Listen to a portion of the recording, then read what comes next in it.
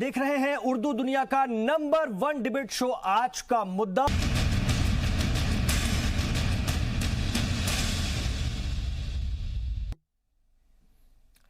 राम मंदिर मामले को लेकर आने वाले फैसले को देखते हुए समाज के सभी तबकों के बीच यकजहती और भरोसा कायम करने के लिए लगातार काविशें जारी हैं। आज जमीयत उलमा हिंद के कौमी सदर मौलाना अरशद मदनी ने कहा कि सबूतों की बिना पर सुप्रीम कोर्ट का जो भी फैसला आएगा वो सभी को काबिल कबूल होगा। जमीयत सदर ने कहा कि वो मुसलमानों समेत हिंदुस्तान के हर शहरी से अपील करते हैं कि सुप्रीम कोर्ट के फैसले का एहतराम करें। मुल्क में अमन और आपसी भाईचारा कायम रहे, इस मसले पर संघ, सरकार और जमीयत एक साथ है। खबर यह भी है कि आरएसएस के ट्रेनिंग विंग के सुनील पांडे और जमीयत उलमा हिंद के सरपरस्त मौलाना अरशद मदनी की मुलाकात भी हुई है, जिसमें तय हुआ है कि अगले 48 घंटे में हो सकता है आरएसएस चीफ मोहन भागवत और मौलाना अरशद मदनी की मुलाकात हो।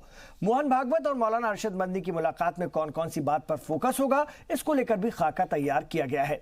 इससे पहले मंगल को मरकजी वजीर मुख्तार अब्बास नकवी की रिहाइशगाह पर आरएसएस के बड़े लीडरों के साथ ही मुस्लिम तंजीमों के सरबराहान, दानिश्वर और उलमा हजरात की लगभग 3 घंटे लंबी बैठक चली थी, जिसमें कौमी यकजहती को मजबूत बनाए रखने को लेकर बातचीत हुई। वहीं उससे पहले जुमे को आरएसएस, बीजेपी और मुस्लिम राष्ट्रीय मंच के तमाम ओहदेदारान जुटे थे, जिसमें कि अक़लियती उमूर के वजीर मुख्तार अब्बास नकवी से लेकर के एमआरएम कोऑर्डिनेटर मोहम्मद अफजाल मौजूद थे। तो इन तमाम चर्चाओं का एक ही फोकस है, मुल्क में कसरत में वहदत यानी अनेकता में एकता के जज्बे को और ज्यादा से ज्यादा फरोग देना, जो मुल्क की पहचान है। साथ ही सामाजिक ताने बाने को मजबूती के साथ आगे बढ़ाना, जो हमारी सबसे बड़ी ताकत है।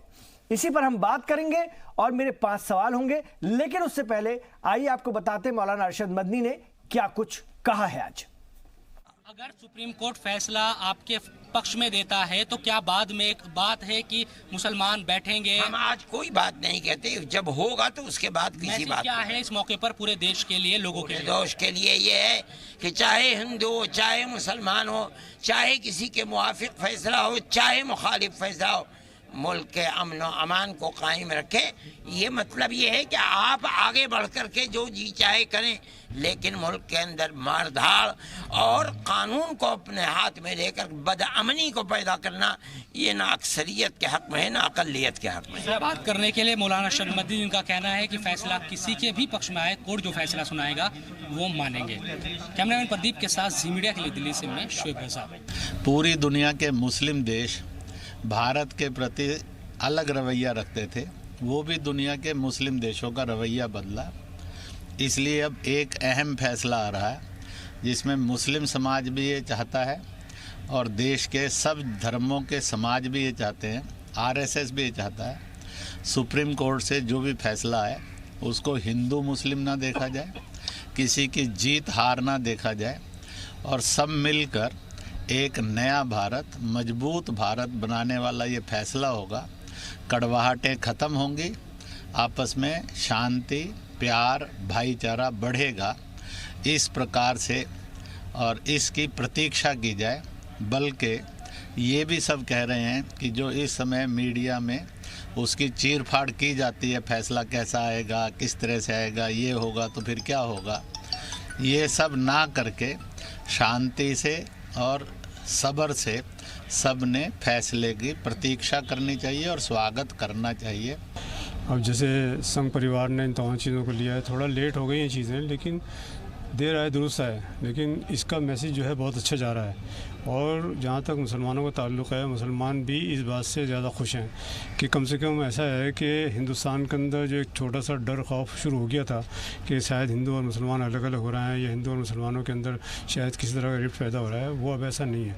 और मैं समझता हूँ कि जब ये वर्डिक्ट आएगा, सभी को इसका अंदाज़ा है कि जो भी आएगा, और हम लोगों ने पहले कह दिया था, और जो इंसाफ पसंद लोग हैं, जो मुल्क से प्यार मोहब्बत रखते हैं, उनको इसका अंदाज़ा है कि कोई भी फैसला कोर्ट का आएगा वो सबको काबिल कबूल होगा।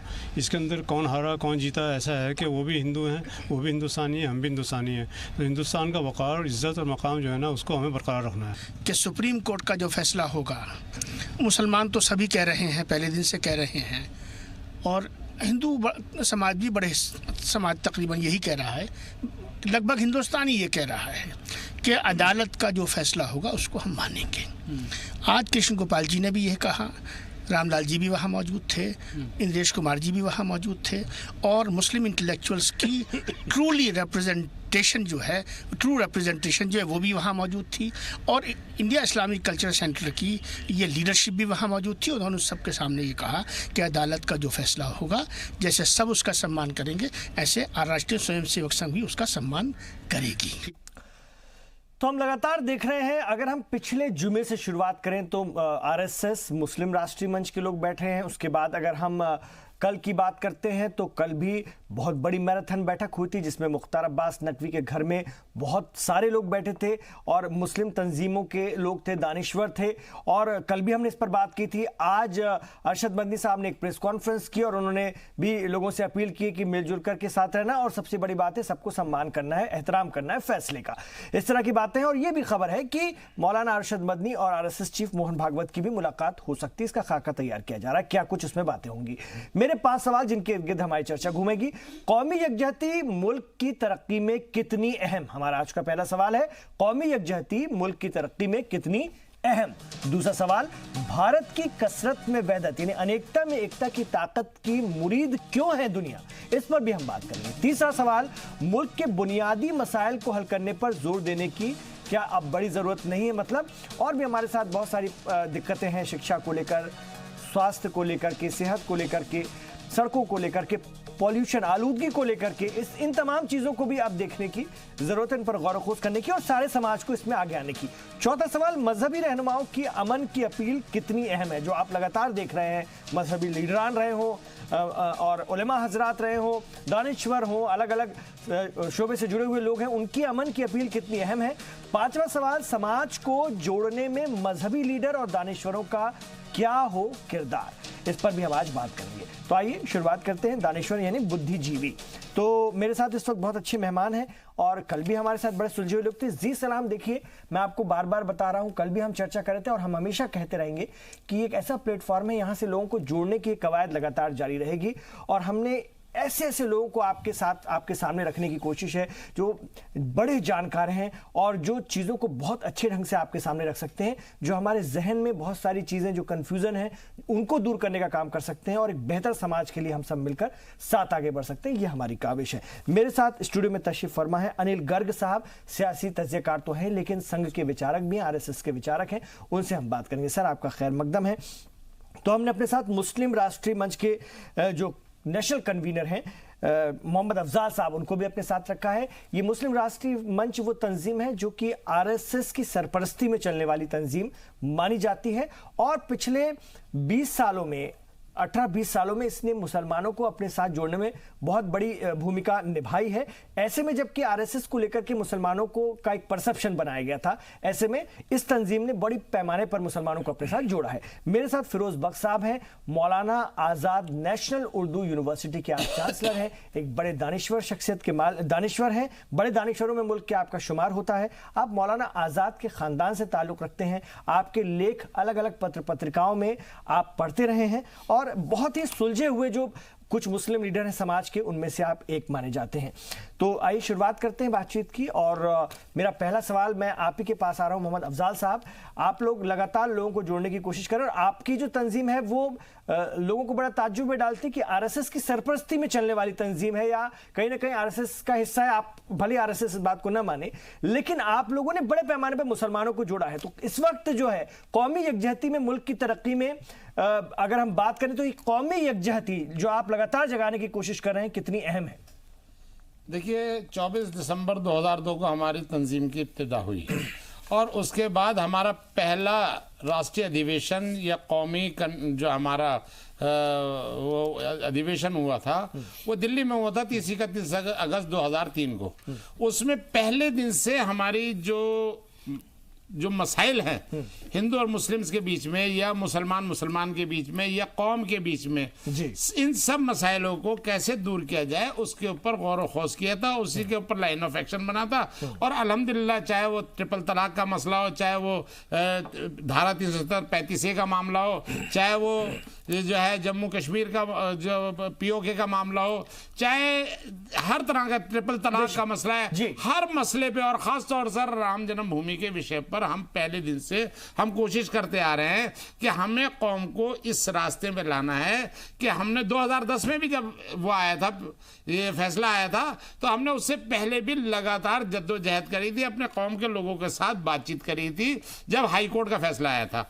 और इस बार भी हम पिछले 1.5 महीने से लगातार पूरे मुल्क के अंदर घूम रहे हैं और जगह जगह जाकर इस तरह की कन्वेंशन कर रहे हैं, मुस्लिम समाज के बीच में जाकर, आम मुसलमानों के बीच में जाकर उनको बताना है कि हम इस देश में विदेशी नहीं है, ये मुल्क हमारा है और हम सब लोगों को मिलकर इस मुल्क की तरक्की के लिए काम करना चाहिए। और जब तक हिंदुस्तान का मुसलमान इस तरक्की के अंदर मिलकर काम नहीं करेगा तब तक ये मुसलमान विकसित राष्ट्र यानी कि जिसको कहते हैं कि हम जो तरक्की की बुलंदियों पर नहीं पहुंच सकते, और इसीलिए हम लगातार काम कर रहे हैं। और अब आजकल तो मैं भी अभी कम से कम 4 मीटिंगें अपने आप लेके आया हूँ, बनारस से लेकर लखनऊ और लखनऊ से लेकर बरेली और बरेली से लेकर मेरठ, इस तरह से मैं करके आज सीधा आपके पास आ रहा हूँ। सिर्फ हमारा एक ही मकसद है कि अपनी कौम को आगाह करना, अपनी कौम को बताना कि ये हमारे देश का मामला है, हमारा मामला है, कोई विदेशी मामला नहीं है। और हम सबको मिलकर एक जहती के साथ, भाईचारे के साथ, कोई ये हिंदू और मुस्लिम मसला नहीं है,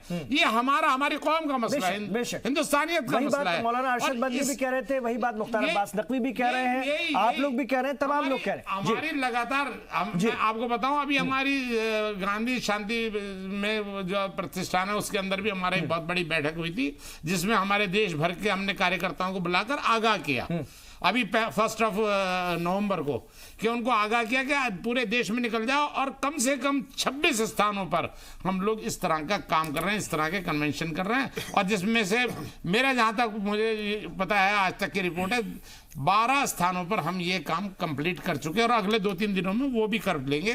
तो इंशाअल्लाह ताला हमें यकीन है। और ये हम आपके माध्यम से ये कहना चाहते हैं, पूरी कौम जानती है, चाहे वो हमारे देश का किसी भी मजहब से ताल्लुक़ रखता है, किसी मिल्लत से ताल्लुक़ रखता है, वो जानता है सबसे पहली हमारी हकीकत ये है कि हम भगवान राम की पूजा जब भी कर सकते हैं, हम अल्लाह की इबादत जब भी कर सकते हैं जब हमारे मुल्क में एकजहती होगी, भाईचारा होगा और हम सब लोग मिलकर काम कर सकेंगे। बहुत बड़ी ताकत है, यही ताकत है हमारी। और इसी को हमने ये जो अनेकता में एकता है ना, ये दुनिया में आपको लोग ताज्जुब करते हैं। बहुत से मुल्क हैं जिनके लिए तो ये रिसर्च का सब्जेक्ट है कि आखिर कैसे इतनी सारी संस्कृतियों को, मजहब और मिल्लत को मानने वाले लोग रह लेते हैं, और इतनी बड़ी तादाद में, वो भी ये छोटी मोटी तादाद तो है नहीं।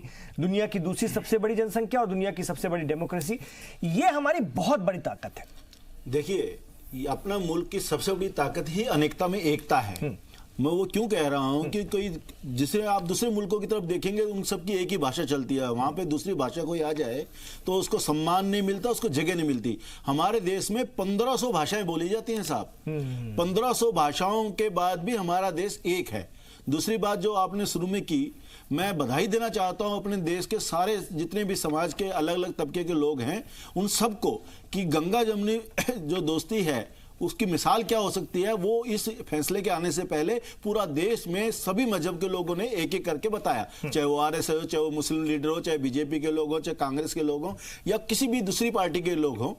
मैं पहली बार बड़ी ताज्जुब से देख रहा हूं और बड़ी खुशी होती है देख करके कि फैसला किसके हक में आएगा, क्या नहीं आएगा, इसका मतलब नहीं है। फैसला कैसा भी आए, कोई भी आए, देश के सर्वोच्च न्यायालय फैसला देगा, लेकिन उससे पहले जो माहौल बनाया जा रहा है कि हम सब मिलकर एक रहें, ये देश के लिए, तरक्की के लिए बहुत जरूरी है और हम सबको इसका स्वागत करना चाहिए। जी, मैं फिरोज बख्श साहब आपके पास आऊंगा। ये बार बार आप लोगों की तरफ से भी कहा जा रहा है और सभी लोग, मैं देख रहा हूं पिछले कई दिनों से, और हम लगातार दिखा रहे हैं इस चीज को, जो भी फैसला हो, निर्णय हो, सबको स्वीकारना है, खुले दिल से स्वीकारना है और उसको हार जीत के तौर पर नहीं लेना है, जिसके भी पक्ष में हो, फेवर में हो। ये सारे लोग कह रहे हैं, खुलकर कह रहे हैं, और वो तमाम तंजीमें जिनके लिए परसेप्शन था कि वो कभी साथ नहीं आ सकती, आज साथ हैं, एक मंच पर हैं, एक साथ बोल रहे हैं। ये बहुत बड़ी बात है इस मुल्क के लिए, और ये इस मुल्क की असली ताकत भी है, और यही इस मुल्क को बहुत सारी और चुनौतियों में आगे बढ़ाने में मदद कर सकती है। जी हाँ, बहुत आपने खूबी के साथ अपनी बात को रखा है और मैं सभी को सुन रहा हूँ और मुझे बड़ी खुशी इस बात की है कि हम सब चाहे रास्ते अलग अलग हों मगर हमारी मंजिल एक है। अफजाल साहब ने जो बात कही वही बात गर्ग साहब ने कही और उसी बात को मैं दूसरे अल्फाज में कहने जा रहा हूँ और आगे भी लोग कहेंगे। देखिए क्या है, हिंदुस्तान ना एक गुलदस्ते की तरह है। It is just like a bouquet in which there are different coloured flowers और सभी की जो खुशबू आके निकलती है उससे प्यारा हिंदुस्तान बनता है। वो हमारी स्पिरिट है, क्यों गर्ग साहब? बिल्कुल ठीक है। और उसी को हम लेकर आगे चल रहे हैं। देखिए किसी वक्त में सर सैयद ने भी हिंदू और मुसलमान के ताल्लुक से कहा था कि हिंदुस्तान एक खूबसूरत दुल्हन है और उस दुल्हन की जो दो आंखें हैं वो हिंदू और मुसलमान हैं। बेशक बहुत बहुत अच्छी उन्होंने बात कही थी। और देखिए यहाँ पर बात यकजहती की बात करी अफजाल मियाँ ने और आपने भी शुरुआत में यही कहा था कि यकजहती की बात होगी। देखिए और शायद इमरान या आपने कहा था कि जो हमारा कल्चर है, जो मिली जुली तहजीब है, साझा कल्चर है और गर्ग साहब ने उसको नाम दिया था गंगा जमनी तहजीब। तो ये चीज़ें तो आपको हिंदुस्तान में ही मिलेंगी। और मैं इसमें ये भी जोड़ देना चाहता हूँ कि देखिए आप पूना में चले जाइए। पूना में एक बहुत बड़ी रथ यात्रा निकलती है, उसको बोलते हैं पोद्दारेश्वर रथ यात्रा। जब वो निकलती है तो उसके दोनों तरफ पानी, फल और जो इस तरह की चीज़ें होती हैं, कुछ कचौरियाँ, कुछ खाने पीने का सामान, ये सब देने के लिए मुस्लिम लोग जो हैं वहाँ कैंप लगा के बैठते हैं, टेंट लगा के बैठते हैं। ठीक है। उसी तरह से हमने देखा जब हमारे ताज़िए निकलते हैं, मैं दिल्ली की बात कर रहा हूँ, तो ताज़ियों के दोनों तरफ हमारे बिरादरान वतन, हमारे हिंदू भाई वो पानी लेकर के बैठते हैं, रूह अफ़ज़ा के वो सब लेके बैठते हैं। तो ये जो हमारी मिली जुली तहजीब है ये सदियों से चलती चली आ रही है। और इसमें मैं ये भी ऐड करना चाहूँगा कि आप देखिए मोहम्मद रफ़ी कितने बड़े सिंगर थे, वो एक से एक बेहतरीन भजन उन्होंने गाया। बेगम अख्तर थी, वो मंदिरों में जाकर ठुमरी गाती थी। और एक और सन ऑफ द सॉइल की मुझे याद आ रही है बात करते करते, अच्छा हो मेरे जहन में उनका नाम आ गया, ये पंडित मौलाना बशीरुद्दीन कादरी साहब का मैं जिक्र करना चाहूँगा, शाहजहांपुर के। इनके ऊपर ज़्यादा काम नहीं किया गया। ये इतने बड़े पंडित और मौलाना थे, इनको गीता पूरी हिफ्स थी, इनको कुरान पूरा हिफ्स था। और इन्होंने क्या किया था, इन्होंने गीता का तर्जुमा अरबिक में किया था और कुरान का तर्जुमा इन्होंने संस्कृत में किया था। और इतने ज़बरदस्त इनको कंठस्थ थे, वो क्या बोलते हैं, याद थे जो श्लोक होते हैं उसके गीता के मंदिर में जो पुजारी थे, पुजारी इनके पास आके कहते थे कि हमें यहाँ हलंत लगाना है या विसर्ग लगाना है, हमें कैसे बोलना है। हमारी तो देखिए तहजीब रही है और इसी तहजीब के साथ हम आगे बढ़ सकते हैं। और अब मैं वो बात करूंगा जिससे आपने शुरुआत की थी। देखिए मंदिर हैं, शिवालय हैं, गिरजाघर हैं, ये सारी ऐसी जगहें हैं जिनकी हम सबके दिल में बड़ी जगह है, बड़ा तकद्दुस इनके बारे में है और बड़ा इनका हम एहतराम करते हैं। और मैं समझता हूँ अब फैसले की जो बात है, फैसला जो भी आएगा, बहुत अब इस तरह का माशाल्लाह से माहौल बन गया है कि सब लोग ये कह रहे हैं कुछ भी फैसला आए, कुछ भी बने, हम उसके साथ हैं। तो इसमें मैं शाबाशी देना चाहूँगा तमाम मुल्क के लोगों को और ख़ास तौर से अपनी बात को तमाम करता हूँ मैं, इसके बाद बात पूरी करूँगा। अभी कहीं नाम मैं शुरू में मैं सुन रहा था इंद्रेश कुमार जी को। इंद्रेश कुमार जी हों या कृष्ण गोपाल हों, इनकी मैं तुलना मैं करना चाहूँगा, यानी इनका मैं जो है मुवाज़ना करना चाहूँगा जो हमारे यहाँ सूफिया कराम शुरू में आए थे। सूफ़ी लोग शुरू में आए थे तो गैर मुस्लिम बिरादरान उनसे जुड़ गए, उनका किरदार देखा, उनका जो है उनका बोलचाल देखी, उनकी नरमी देखी, तो बहुत से गैर मुस्लिम मुसलमान हो गए। तो इस्लाम जो हिंदुस्तान में फैला, सही बात है तलवार से नहीं, सूफिया किराम की वजह से फैला। और मैं ये कहना चाहूँगा, अफजाल सामने बैठे हैं, इन्होंने कहा 2002 में इनकी मुस्लिम मंच बना था आरएसएस के। हमारे जो ये दो लीडर हैं, ख़ास तौर से हमारे इंद्रेश कुमार जी और हमारे कृष्ण गोपाल, ये शरीफुन नफ्स लोग हैं। इनके किरदार को देख के, इनके अच्छी अतवार को देख के, इनकी अच्छी ज़बान को देख के अब एक वक्त तो ऐसा था 10 लोग भी नहीं थे बीजेपी में, एमआरएम में बिल्कुल सही बात। और आरएसएस में, लेकिन इनके किरदार को, इनकी अच्छी जबान को देखे एक बड़ा तबका, करोड़ों मुसलमान जुड़ गए हैं। और मैं समझता हूं कि यहाँ पर हिंदू मुस्लिम नहीं है, अच्छे लोगों के साथ हमें जुड़ना चाहिए और जुड़ रहे हैं, आगे भी जुड़ेंगे। और अच्छे लोगों की कवायद दिख भी रही है और वो काम भी कर रही है, ये बड़ी बात है। आज समाज एक हो रहा है, आगे बढ़ रहा है, साथ में चुनौतियों का मुकाबला करने के लिए चैलेंजेस बहुत हैं। अनिल गर्ग जी, अफजाल साहब, चैलेंजेस बहुत। अनिल गर्ग जी, आप अपनी बात कह दीजिए, फिर मैं अपना सवाल भी आपके साथ रखूंगा, क्योंकि चैलेंजेस इस मुल्क के अभी खत्म नहीं हुए हैं। बहुत बड़ी आबादी है, गुर्बत बहुत ज्यादा है और वो सबके साथ है। हेल्थ की प्रॉब्लम है बहुत बड़ी, वो सबके साथ है। एजुकेशन की प्रॉब्लम है, वो सबके साथ है। और ये हम सब मिलकर इस तरफ आगे बढ़ सकते हैं, और वो तभी हो सकता है जब हम एक रहें, मजबूती से इनका मुकाबला करने के लिए ठान लें। जी, मैं आपको यही कह रहा था, इस फैसले के सामने रख के देश में जिस तरह का आज का माहौल है, इस माहौल के दो फायदे हैं। एक तो इस जो फैसला जो भी आएगा, ये किसी के पक्ष और विपक्ष में नहीं माना जा रहा, ये देश की सबसे पहली बड़ी जीत है। बेशक ये देश की जनता की जीत है, देश के हर समाज के हर तबके की जीत है, और देश इसके लिए बिल्कुल तैयार है कि फैसला कुछ भी हो, देश की जीत होगी। एक बात। दूसरी बात है, इस फैसले का एक फायदा और होने वाला है इस माहौल का, कि पूरी दुनिया में ये संदेश चला गया जो हमको बांटने की कोशिश कर रहे थे अभी तक हिंदू मुसलमान के नाम पर। उनको लग रहा था मुस्लिम देश हो या कोई दूसरे हमारा पड़ोसी मुल्क पाकिस्तान, जिसकी हमेशा एक कोशिश रहती है कि हिंदू मुसलमान के नाम पे बांट दिया जाए, उसको भी एक बड़ा सख्त संदेश गया है कि फैसले से पहले ही सबकी मुट्ठी बंद है, सारों के हाथ आपस में मिले हुए हैं, ना सिर्फ हाथ मिले हुए हैं, गले मिले हुए हैं और दिल मिले हुए हैं। ये उसके लिए भी एक बहुत बड़ा स्पष्ट संदेश है। तीसरी बात में जो आपको कहने वाला था, अभी जैसे अफजाल भाई बता रहे थे कि 2002 में मुस्लिम राष्ट्रीय मंच का गठन हुआ, माननीय इंद्रेश जी के मार्गदर्शन में ये काम करता है। तो ये पिछले 17 साल में मैं मुबारकबाद देना चाहता हूं अफजाल भाई को, और माननीय इंद्रेश जी के नेतृत्व को सलाम करना चाहता हूं कि इनकी अगुवाई में पिछले 17 साल में जो मुस्लिम और आरएसएस और बीजेपी के लेके बीच में जो गलतफहमियां पैदा करी जाती थी और जिनको लेके सियासत दुकानदारी चलती थी, उसको खत्म कर दिया गया। आज सारे एक हो गए। एक बात जोड़ दूं, मैं भूल जाऊंगा। मैं शाबाशी देना चाहूंगा अफजाल साहब जैसे लोगों को कि जिस वक्त इन्होंने एमआरएम को ज्वाइन किया, बड़ा सख्त वक्त था। लोग कहते थे अरे ये देखो बीजेपी के साथ चले गए, आरएसएस के साथ चले गए, अरे क्या तरह तरह की बातें, कितना खा रहे हैं, कितना पी रहे हैं। लेकिन अल्लाह का शुक्र है, अब मुसलमानों ने देखा कि ईमानदार लोग हैं, वेल मीनिंग लोग हैं, मुसलमानों के हरगिज भी दुश्मन नहीं है, और बल्कि बहुत से लोगों से बेहतर दोस्त हैं। बिल्कुल अफजाल साहब, लेकिन आज जो एक पूरे देश में माहौल बना है एक साथ आने का, जिसका अनिल जी ने भी जिक्र किया, आपने भी जिक्र किया, उसमें सभी तंजीमें जुड़ रही हैं। अब मदनी साहब को भी हमने सुना, वो भी जिस तरह से अपनी बात रख रहे हैं, हो सकता है कि वो आरएसएस चीफ से भी मिले आगे आने वाले दिनों में। पहले भी उनकी मुलाकात हुई है, और कल जो मीटिंग हुई थी आपने देखा, आप तो खुद उसका हिस्सा रहे होंगे शायद, या परसों उस दिन जी, तो उसमें तो करीब बड़ी देश की जितनी भी मुस्लिम तंजीमें हैं या जो मुस्लिम बड़े दानिशवर नौकरशाह भी हैं साबिक, वो सारे लोग इकट्ठा थे, बुद्धिजीवी सारे इकट्ठा थे, खानकाहों के जो ओहदेदारान हैं वो लोग थे, मतलब किसी को नहीं छोड़ा था। और सारे लोगों ने एक सुर में आरएसएस के लोगों के साथ मिलकर के, मतलब कहीं कोई गैप नहीं, कोई मिसकम्युनिकेशन नहीं, ये बहुत अच्छा पैगाम है।